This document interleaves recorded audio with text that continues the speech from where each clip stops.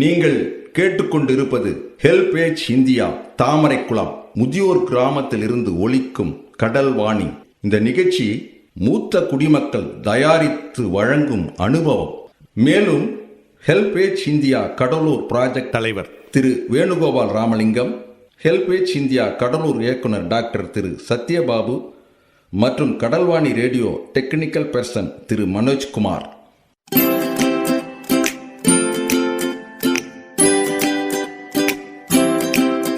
தந்தனத்தம் என்று சொல்லியே வில்லினில் பாட, ஆமா வில்லினில் பாட வந்துடுச்சு கடல்வாணியே, வந்துருச்சு கடல்வாணியே.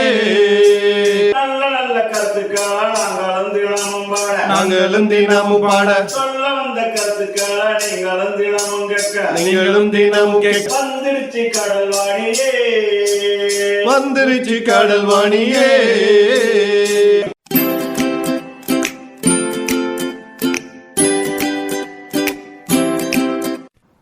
வணக்கம், நான் நிவேதிதா பேசுகிறேன். இன்றைக்கி கூட்டு குடும்பத்தோட மகத்துவத்தை பற்றி நான் பேசணும். அந்த காலத்தில் கூட்டு குடும்பம்னா ஒரு ஃபேமிலியில் ஒரு 50 பேர் 60 பேர் இருப்பாங்க. நசன்னு பெரிய ஃபேமிலி. அதில் 1000 பிரச்சனை வரும், 1000 சந்தோஷம், எவ்வளோ திருவிழா, அவ்வளோ இருக்கும்போது அந்த வயசானவங்க அவங்க பேர பசங்களை பார்த்துக்கிறது மாதிரி ஒரு ஜெனரேஷன் விட்டு ஒரு ஜெனரேஷன் அவ்வளோ தெய்வம் மாதிரி நமக்கு ஒரு வாரிசு வந்துருச்சுன்னு தெய்வம் மாதிரி அந்த பிள்ளைங்களை வளர்க்க ஆசைப்படுவாங்க. ஆனால் இந்த காலத்தில் இருக்கிற பேரண்ட்ஸ் என்ன பண்ணுறாங்க, வயசானவங்களை விட்டுட்டு இவங்களே தனி கொடுத்தனம் பண்ணிவிட்டு ஏதோ சின்ன வீட்டுக்குள்ளேயே ஒரு கஞ்சோ ஏதோ ஒரு பாயசத்தையோ ஏதோ ஒன்று பண்ணி முடிச்சுட்டு சீக்கிரமாக, ஏன்னா ஓகே இப்போ மாடர்ன் வேர்ல்டில் எல்லாருமே வேலைக்கு போகிறாங்க, அதெல்லாம் வேறு விஷயம்.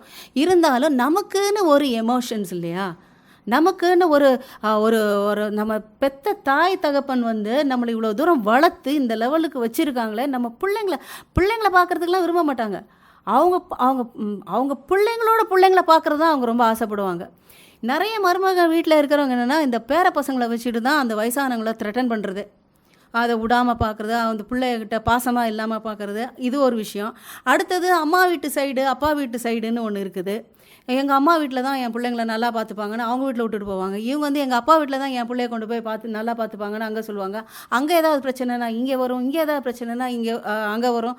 ஸோ கூட்டு குடும்பம்னா முழுக்க பிரச்சனை இருக்கும் தான், வரும் தான். எப்போ ஒரு பொண்ணு எங்கேருந்தோ ஒரு பொண்ணையும் எங்கேருந்தோ இருக்கிற ஒரு பையனையும் கல்யாணம் பண்ணி வேற ஒரு இடத்துல இருக்கும்போது அது ஃபுல்லாக மிஸ் அண்டர்ஸ்டாண்டிங் வரும் அப்படின்றதெல்லாம் என்ன எதிர்பார்க்க முடியாது. Miss understanding and miss understanding ரெண்டும் சேர்ந்தது தான் வாழ்க்கை. 1-2 நாள் சண்டை போட்டால் 3ஆவது நாள் மூஞ்சி தொங்க போட்டால் அப்படி ஒரு பர்த்டேன்னு கூப்பிட்டா வராமல் போயிடுவீங்களா? இல்லை ஒரு பிறந்த நாள் இந்த ஒரு கோவில் விசேஷம், குலதெய்வ வழிபாடுலாம் இருக்குது. எல்லாரும் சிட்டிக்கே குலதெய்வ வழிபாடே போயிடுச்சு, அந்த கலாச்சாரமே போயிடுச்சு. என்னோட அப்பாவுக்கு மேலே அப்பா இத்தனை பேர் எத்தனை ஜென்மத்தில் இருக்கிறாங்க. எனக்கு தெரிஞ்சு 4 பேர் தலைமுறையோட பேர் தெரியும் எனக்கு. அதுக்கு மேலே எத்தனை தலைமுறை, யார் அதெல்லாம் எழுதி வச்சுருக்கிறா? இந்த தலைமுறைக்கு மேலே இந்த தலைமுறை இருக்கிறாங்கன்னு யார் எழுதி வச்சுருக்கா? அதே மாதிரி அவங்களோட பழக்க வழக்கங்கள் நம்ம சிட்டியில், நான் சொல்கிறேன், நீங்கள் த்ரூ அவுட் த வேர்ல்டு எங்கே வேணாலும் போங்க, கல்ச்சரல் ஐடென்டிட்டி இல்லாத ஒரு இடமே கிடையாது. நீங்கள் அதை மறைச்சிட்டு வேணால் இருக்கலாம். நீங்கள் ஜப்பானுக்கு போனீங்கன்னா அங்கே ஜப்பான் கல்ச்சர் தான் நடக்கும், சைனாவுக்கு போனாலும் சைனா கல்ச்சர் தான் இருக்கும். அவங்க யாருமே அவங்களோட கல்ச்சரை விட்டு கொடுக்குறதில்ல.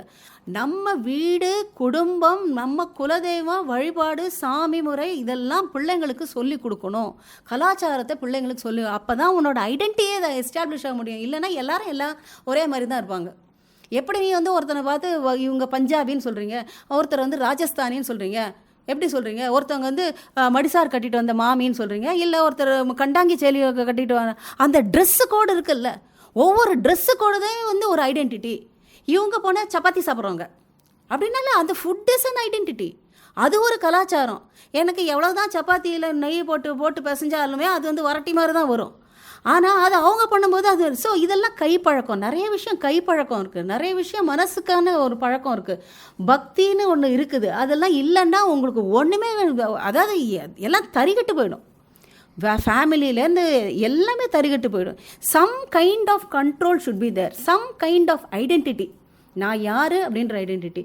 அதே மாதிரி பெரியவங்களுக்கு மரியாதை கொடுக்கணும். அது ரொம்ப ரொம்ப முக்கியமான விஷயம். இன்றைக்கி நம்ம யங்காக இருக்கிறோம்னு நினச்சிட்டு இருக்கோம். நாளைக்கு நம்ம அதே பிரச்சனையை நாங்கள் ஃபேஸ் தான் பண்ண போகிறோம். நாளைக்கு உன் பிள்ளை ஒன்று எப்படி நீ வளர்றதை பார்த்து நீ மற்றவங்களுக்கு மரியாதை கொடுக்கறத பார்த்து தான் பிள்ளைங்க நம்ம வளருது. நம்மளே இப்படி இல்லை அப்படின்னா பசங்களை வந்து எப்படி நம்ம வளர்க்கணும்? அந்த கல்ச்சுரல் ஐடென்டிட்டி தான் ரொம்ப ரொம்ப முக்கியம்.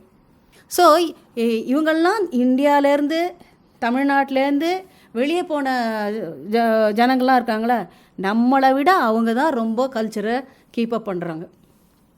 ஏன்னா அவங்களுக்கு ஒரு ஃபியர் ஒன்று இருக்குது. என்ன தான் இருந்தாலும் நம்மளை கல்ச்சரை விட்டு தாண்டி நம்ம வேறு ஒரு உலகத்துக்கு வந்துட்டோம், இதெல்லாம் நம்மளை விட்டு போயிட போகுது அப்படின்னு.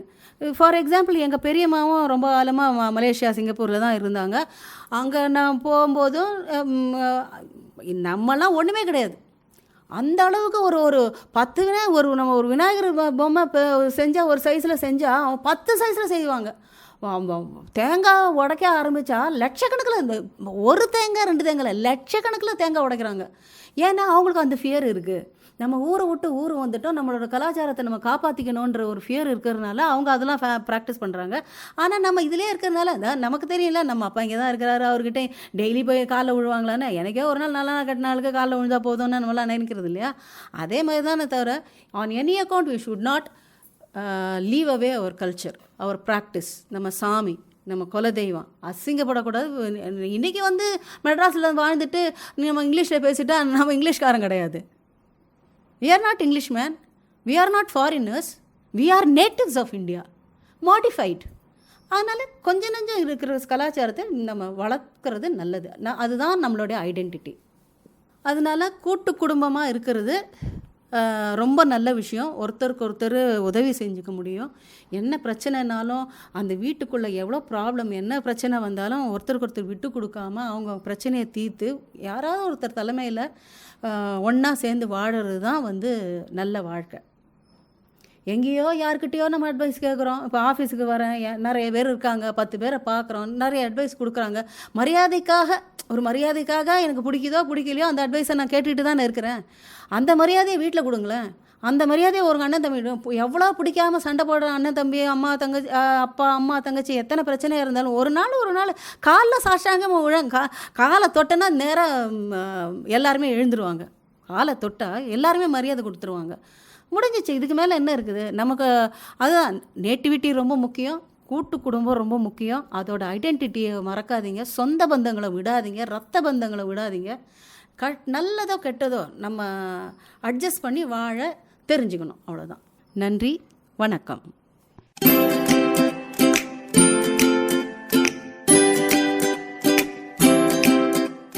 நேயர்களே, இந்த அனுபவ நிகழ்ச்சி இத்துடன் நிறைவு பெறுகிறது.